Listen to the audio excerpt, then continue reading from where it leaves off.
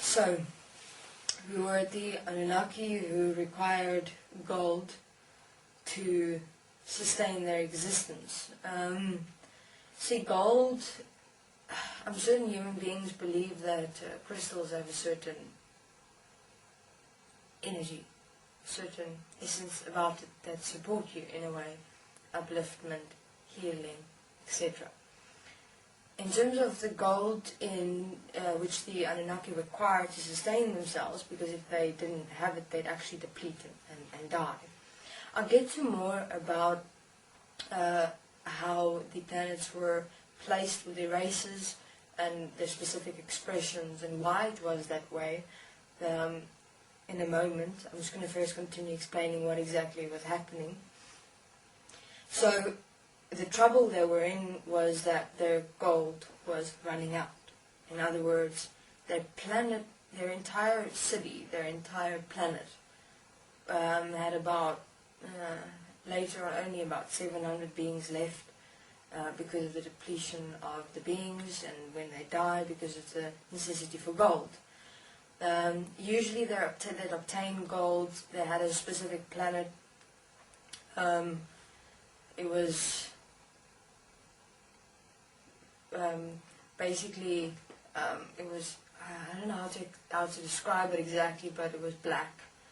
And there was, you could call, let's take a sun that burns out, okay, and it remains like this big round coal basically, and it's fusing with all sorts of gases and burning liquids and etc.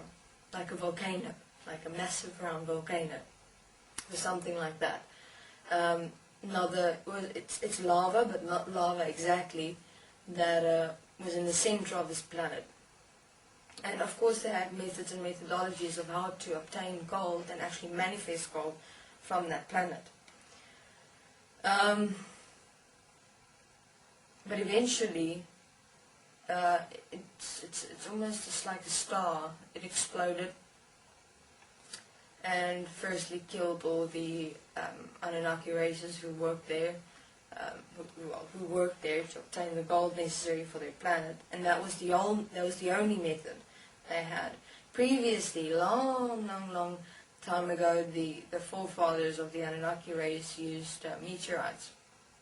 There was gold from there as well, but then later that also ran out, and they found this planet and they found a method of how to obtain gold from the substance that was presented from a star. And everyone was dying. So Anu, Enki, and Leo Marduk were like fascinating together. And Anu said he refuses to die. He needs gold and he will obtain gold. And now you're probably wondering, where is the city of gold? Where was the city of gold? The city of gold was within this solar system, within this universe existence. But when Anu specifically discovered Earth, the Annunnaki's gold city moved down to the Earth's core. And I'm certain many beings are going, what? No, impossible. Yes. They used to exist interdimensionally in terms of their manifested city of gold, but it's not gold per se. Just remember, it's gold, but it's a different gold. The gold that they received here on Earth was the gold they used to rebuild their city in the Earth's core. And what else happened? So you're probably asking, how did the Annunaki get here to Earth in the first place? Well, now they required another method of how to obtain gold, another planet or expression, manifested placement such as that one which I said described as a black, coalish, volcano lava manifestation. That's how I describe it. And you're probably wondering, where is gold coming from here on Earth? gold is not a natural resource here on Earth. Gold was here because of the Annunaki. And of course, mankind. Mankind actually, in the beginning, developed the gold here for the Annunaki. And of course, the Annunaki, you have to remember the following as well. The Annunaki never manifested like this, 3D, never. They were in an interdimensional vacuum in the Earth's core, which means that they're quantum, space and time, interdimensional beings. They're not defined, and they're not enslaved or trapped by the idea of limitation this physicality represents. And so Anu required a solution. And during that time, the Atlanteans were, you know, you have those wise, old races.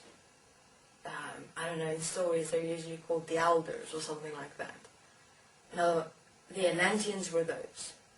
And of course, Sacha, from Alcyone, she usually, when something specifically was required, she'd either direct a being to a certain planet, to a certain race, or direct them to the Atlanteans, which she did often. So,